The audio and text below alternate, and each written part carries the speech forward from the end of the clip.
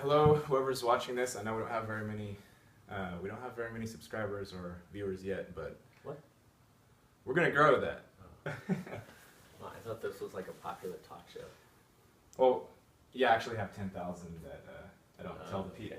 Okay. It helps relieve the tension, so it doesn't feel like there's so many people watching this. Got it. Yeah, But this is gonna go viral. of course. Alright. Yeah. So this is Nick Johnson. This is my good friend Nick, future business partner, sort of current business partner, but not really. But we talk and share a lot of ideas a lot. And today's topic is going to be self-discipline and what that means, and how you need it, why it's so essential in everybody's life. And just up front, I want to let you know that the baby is sleeping right now, and there's a good chance he'll wake up during this, and we'll have to interrupt it. So, apologies in advance. Nick Johnson, everybody. Mm-hmm. I'll listen to you, or I'll answer your question. Okay. Self-discipline. How much of it do you have, and how have you arrived at that point? Zero. I barely have any. I have just enough to get by right now, Yeah. but a lot more than I did. If that makes sense. So you used to have absolutely none, and negative. now you have like 0.1% Yeah, I or have something some, like that. a little bit. Nothing to brag about, or nothing that I would really give advice for, but yeah, I have some. And how did you arrive at that point? Life experiences. I didn't have any, and pretty much what happened, I was forced to, with a lot of certain circumstances in my life, I had to get more structure. So, I mean, there's a lot of background, but what I ended up doing was starting from square one, and I changed. I broke myself down to where instead of me being in control, I gave God control, and from that point on, I guess I started with the simplest thing, which would have been myself. Before I could take care of my family or other people, I had to get myself straight. So I started living right. I started with my hygiene. I started with kind of like my morning routines. Everything is always the same, which it was never like that. But my morning routine consists of the same steps, and I try and, in everything I do, including that, save as much time as possible. I multitask a lot, but it's always in order the same way, almost a little OCD. Go to work. I start off my day with the simplest thing, the smallest thing. After I've taken care of myself at home, I go to work, and I clear my plate so that all the phone calls and all the little things I need to take care of, all the miscellaneous office work, that's done. And then from there, I can move on to bigger projects, like taking care of other clients and customers. Then I worry about them, kind of knock out bigger projects. And then obviously doing all of that allows me to take care of my family. I can help them, at home, because I've taken care of everything that I need to do for myself and at work, so that when I come home, I can handle whatever needs to be done there. And it's the same thing. It sounds boring, but it's the same thing day in, day out. Right. So, And do your feelings about what you're doing change day to day, as far as feeling motivated to do this stuff, or has it actually become a routine for you at this point? yeah, it was routine. At first, it was really hard to do because it was boring or overwhelming.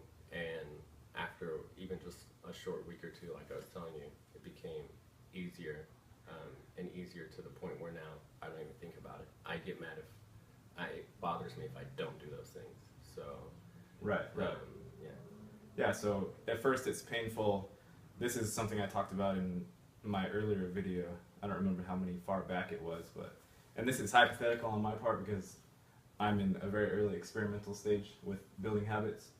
But theoretically, at first it's very hard to do the habit, and then once it becomes a habit, then it's painful not to do the habit.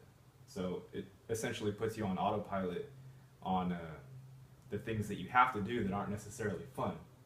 And then at that point, I feel like your creativity and the inner freedom is going to exponentially increase. Mm-hmm. Yeah, I mean, it sounds really boring, like it might not be a good topic to talk about, but actually doing it and in real life, you know, creating a routine, and that routine is discipline. You do it day in, day out. You start to, like I was telling you, develop like a satisfaction. Mm-hmm. You're able to get to bigger projects you couldn't have gotten to before because you're too scattered. Now that you have a routine, your mind's always clear, your plate's clear. You don't have to sit here and worry about, oh, I have to do this and that.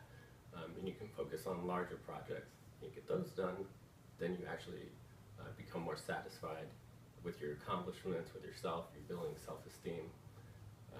And then you realize that it all started with those simple tasks getting done first. Yeah, and then you can venture out and do even more things, even bigger things.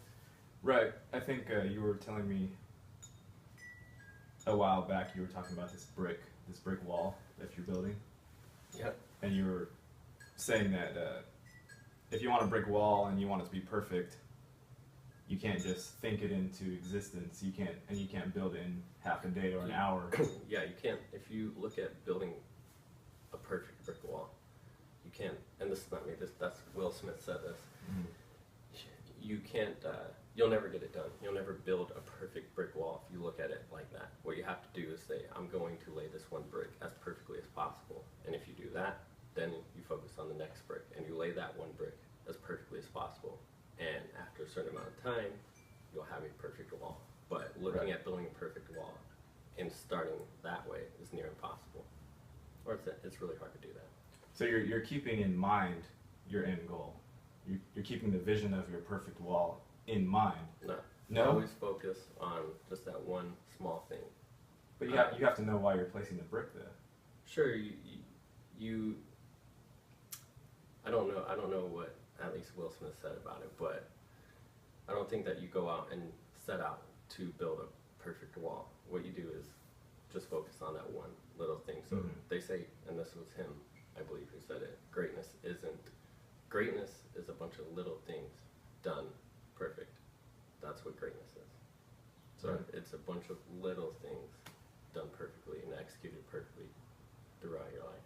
And you have faith that if you take care of this one thing, then the rest will automatically be taken care of. Yeah, I'm sure that that's a huge part of it. What else was I going to say? Oh, before you got yourself sort of conditioned to have all these habits directing your day, how would you be directed? How would you know what step to take next if you didn't have this sort of framework to guide your day? I wouldn't. I didn't. You didn't. So like anything that comes up, anything that your mind tells you to do, everything's fair game as a possibility. Like you'll take the path of least resistance, something like that, right? Probably. I mean, if you don't organize yourself and you don't have a lot of discipline and you don't have routines and you haven't prioritized, then yeah, I could see how you wouldn't have any time to do anything during the day because you're gonna go do, you know, something around the house you maybe shouldn't do, or you know, you're gonna waste time with the little things, mainly because they haven't gotten done, and you never get to a big project, you know, right, or being able to start working on a big goal of yours because you haven't prioritized them, or you work on the big goal and you fail because little things haven't been taken care of. Right. You have to prioritize and make a plan. Make a plan, start with the little things, get them out of the way, and if you do them day in, day out, you'll always have time. You'll create time. Like I was telling you, if you prioritize and you say, okay, for this hour I'll be doing X, and you're actually focused and you don't have anything else on your plate, chances are you'll actually get that done within half an hour or 15 minutes, you know, because you're focused and you've created 45 minutes that you can tack on to something else, you know, versus being scatterbrained. You'll probably fill out both things or everything you're trying to do. Right. or you just won't have any plan whatsoever. Right. That's the mode that I've been really used to living Mhm. in the past few years, and that's why I'm trying to build slowly rather, because like I told you earlier before we started this video, I've tried doing everything at once and planning out the day and just failing miserably at it, you know, like, because it becomes a mental overwhelming, it becomes too mentally overwhelming, and then you sit there and try to be a perfectionist about every little thing, and then you realize that you can't do that thing perfectly. So the way my mind is used to working is it wants to throw the baby out with the bathwater, and since I couldn't do the first step perfectly like I wanted to, then I don't even try to finish the rest of it. Right. Yep. And it'll probably just be a vicious circle. Yes. Yeah. Definitely 3 minutes. Yeah. Any other thoughts? No? Yep. I mean, as far as discipline goes, that's pretty much it. What little advice I do have, that was it. Yeah, I guess we'll wrap up for this video. Hopefully that wasn't too long. Hopefully it was somewhat interesting. And yeah, we'll see you guys in the next one. Thank you for taking care of today and helping me out, because Yep. I've been boring myself to death making these by myself. So Not a problem. appreciate it.